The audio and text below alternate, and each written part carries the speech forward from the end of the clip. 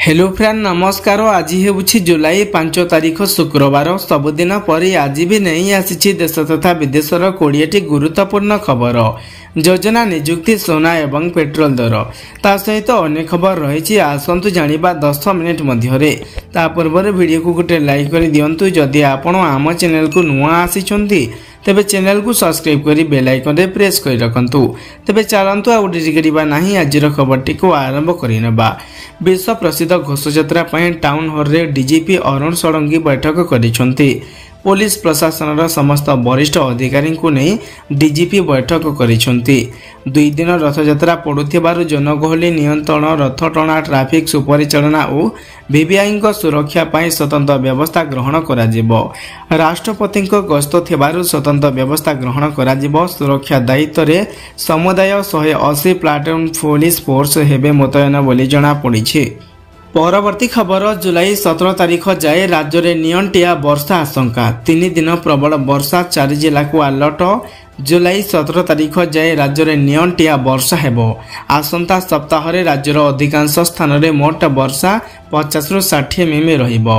जुलाई प्रथमार्ध रे राज्य में वर्षा परिमाण 25% नियंटिया रहिबो बोली वरिष्ठ पाणीपाग विशेषज्ञ प्रोफेसर सुरेंद्रनाथ पशुपालक कहिसंती।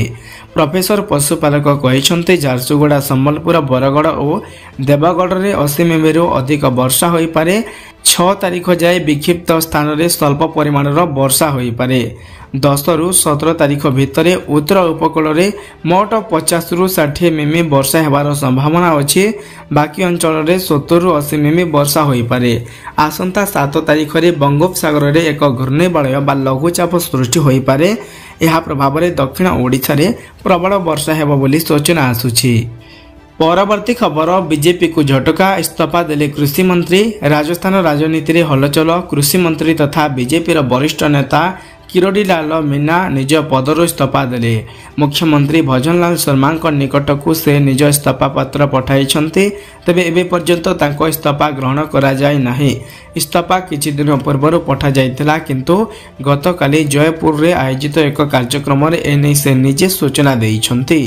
परवर्ती खबर दारिद्र्य दूरीकरण रे भारत उल्लेखनीय अग्रगति करिछि। 2011-12 रे देश रे दारिद्र्य हार 21.2% थिबा बेले 2022-24 रे एहा 8.5% को ह्रास पाइथिबा एक सर्वे रे जणा पड़िछि।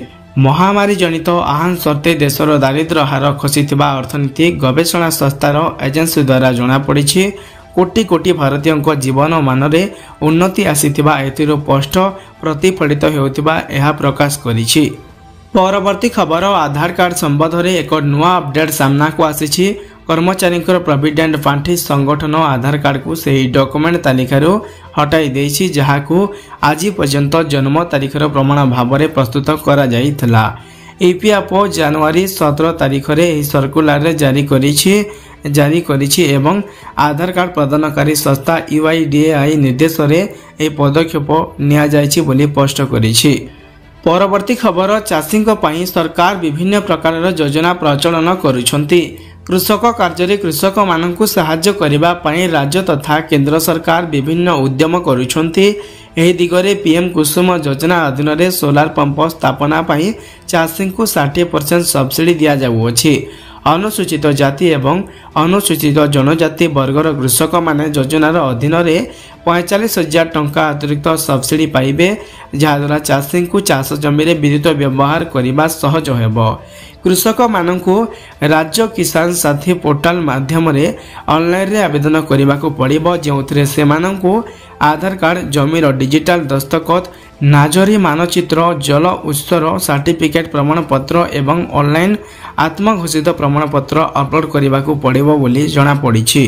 परवर्ती खबर प्रधानमंत्री नरेंद्र मोदी रूसिया रे पहुंचीबा पूर्व मध्य राष्ट्रपति व्लादिमीर पुतिन एक बड़ गेम खेलिछंती।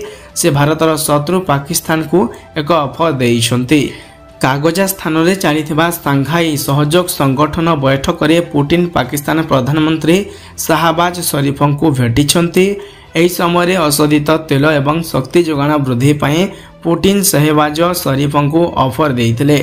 पुटिन सहवाजों कहते मु दुईटी प्रमुख क्षेत्र उपरे विशेष गुरुत्व देवाक चाहूँगी।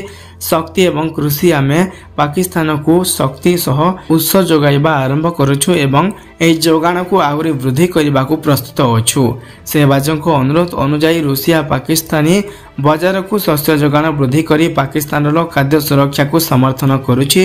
पाकिस्तान वैदेशिक मुद्रा भंडार क्रमागत भाव ह्रास पाउछि। परवर्ती खबर भारत सरकार समन्वित महिला सशक्तिकरण कार्यक्रम मिशन शक्ति को ओडिशा रे कार्यकारी करने पर मुख्यमंत्री श्री मोहन चरण माझी निर्देश देइछन्ति। एही योजना रे महिला सुरक्षा निरापत्ता और सशक्तिकरण को सुदृढ़ करने पर लक्ष्य रखा जाई अछि। एथिरे वन स्टॉप सेंटर, महिला हेल्पलाइन, बेटी बचाओ बेटी पढ़ाओ, महिला सशक्तिकरण पर हब निर्माण, सखी निवास, शक्ति सदन, शिशुगृह और प्रधानमंत्री मातृवंदना भली कार्यक्रम रही। परवर्ती खबर प्रधानमंत्री को साक्षात कले आंध्र प्रदेश मुख्यमंत्री चंद्रबाबू नायडू।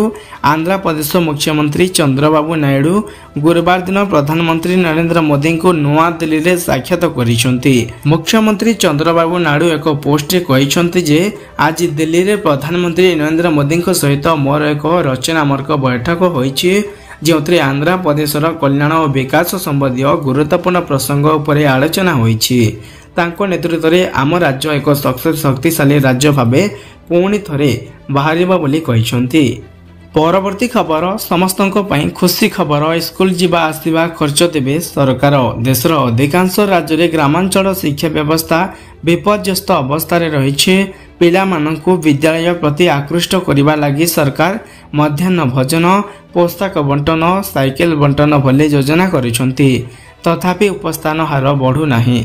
एपरि स्थले राजस्थान सरकार एक नुआ योजना आनिछंति, जहा अधीन रे छात्र छात्री माननकु स्कूल जीवा आसवा खर्च देवे सरकार। एही नुआ योजनार नाम हेउछि ट्रांसपोर्ट भाउचर बोली जणा पड़िछि। परवर्ती खबर 9,56,00,000 ऊर्ध्व टंकार ठकई अभियोग रे ठक गिरफ। बैंक ऑफ इंडिया रो चेक क्लोनिंग करिथिबा घनश्याम आहूजा को गिरफ कला ईओडब्ल्यू। छत्तीसगढ़ रायपुर रो घनश्याम को गिरफ करा जाई अछि। तांको ट्रांजिट रिमांड रे भुवनेश्वर अना जाई अछि बोली सूचना आसुछि। परवर्ती खबर आज श्रीमंदिर रत्नभंडार खोलाजिबा ने जस्टिस अर्जित पश्चायतଙ୍କ अध्यक्षतार गठित कमिटी बैठक बसिब। आ रथयात्रा परदिन अर्थात 8 तारिख रत्नभंडार गणित और मणित कार्य आरंभ हेबो बोली निष्पत्ति हेबो। एथिपाई ओडिशा गस्तरे आसिछंती जस्टिस अर्जित पश्चायत। परवर्ती खबर महिलांको पई बड़ घोषणा करिथिला बीजेपी। राज्य रे सरकार आसिले लागू करबा नै प्रतिश्रुति भी देइथिला। आ सरकार आसिबार प्रथम दिनरु ही कैबिनेट बैठक रे बड़ निष्पत्ति नैथिले। ओडिशार महिलांको पई सुभद्रा योजना लागू करबाकू देइथिबा प्रतिश्रुति को पूरण करबाकू जाउछि बीजेपी सरकार। योजना को लागू करबा नै तारीख मध्य घोषणा सरिछि।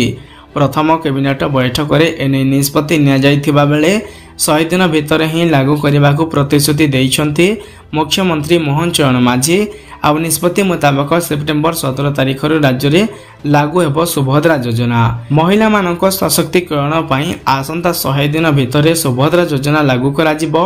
एही योजना रे महिला मानक 50,000 टंकार भाउचर प्रदान करा जिवो। एने संपूर्ण गाइडलाइन प्रस्तुत करने को महिला और शिशु विकास विभाग को निर्देश दिया जाई सरिछि। तेबे सुभद्रा योजना कौन, एथिरो केमिति लाभ उठाई पारिबे, क्यों माने एही योजनार लाभ पाइबे, आसंतु जानिबा। ओडिशार महिलांको पई सुभद्रा योजना कार्यकारी करा जिवो। प्रति महिला को 50,000 टंकार कैश भाउचर मिलिबो। 2 वर्ष मध्य एहाकू सेमाने खर्च करि पारिबे।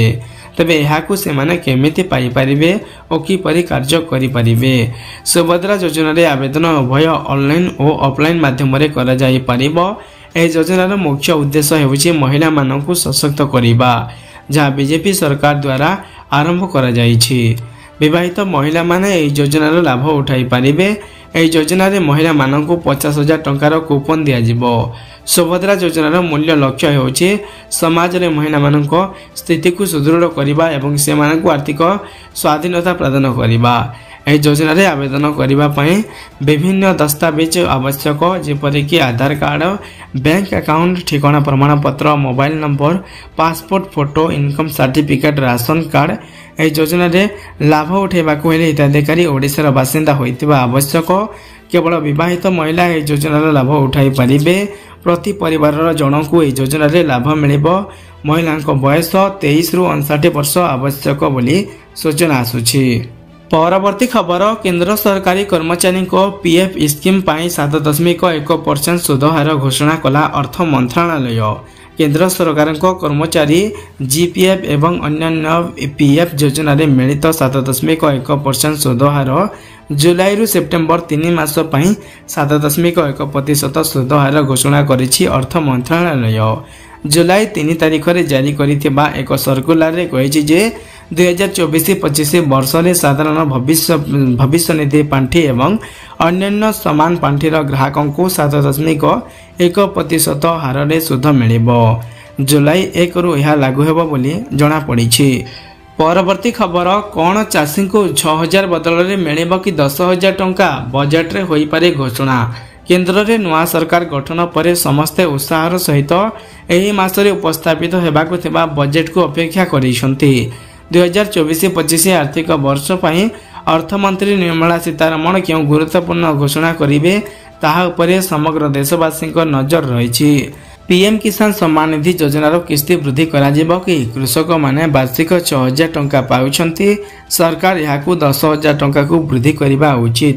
ଏହା ସେମାନଙ୍କୁ ସାହାଯ୍ୟ କରିବ। ଦେଶରେ ଅନେକ କୃଷକ ଅଛନ୍ତି ଯେଉଁମାନେ ଏହି ବଜେଟ୍ ସମ୍ବନ୍ଧରେ ଅର୍ଥମନ୍ତ୍ରୀଙ୍କ ଠାରୁ ବହୁତ କିଛି ଆଶା କରୁଛନ୍ତି ବୋଲି ସୂଚନା ଆସୁଛି। ପରବର୍ତ୍ତୀ ଖବର, ଚାଷୀଙ୍କ ପାଇଁ ମୁଖ୍ୟମନ୍ତ୍ରୀଙ୍କ ବଡ଼ ଘୋଷଣା। ରାଜ୍ୟ ସରକାର ଚଳିତ ଖରିଫ ଋତୁରେ ଚାଷୀଙ୍କୁ ଫସଲ ପାଇଁ 11,000 କୋଟି ଟଙ୍କାର ଋଣ ଯୋଗାଇ ଦେବେ। ଏହା ସହିତ ପ୍ରତ୍ୟେକ ଚାଷୀଙ୍କୁ 1 ଟଙ୍କା ପ୍ରିମିୟମରେ ପ୍ରଧାନମନ୍ତ୍ରୀ ଫସଲ ବୀମା ସୁବିଧା ମଧ୍ୟ ମିଳିବ। ଏନେଇ ରାଜ୍ୟ ସମବାୟ ବିଭାଗ ପକ୍ଷରୁ ସମସ୍ତ ଜିଲ୍ଲାପାଳଙ୍କୁ ଏନେଇ ଆବଶ୍ୟକ ନିର୍ଦ୍ଦେଶନାମା ଜାରି ହୋଇଛି। 1 ଲକ୍ଷ ଟଙ୍କା ପର୍ଯ୍ୟନ୍ତ ଫସଲ ଋଣ ଉପରେ ଚାଷୀଙ୍କୁ କୌଣସି ସୁଧ ଦେବାକୁ ପଡ଼ିବ ନାହିଁ। ହେଲେ 1ରୁ 3 ଲକ୍ଷ ଟଙ୍କା ପର୍ଯ୍ୟନ୍ତ ଋଣ ଉପରେ 2% ସୁଧ ଦେବାକୁ ପଡ଼ିବ ବୋଲି ଜଣାପଡ଼ିଛି।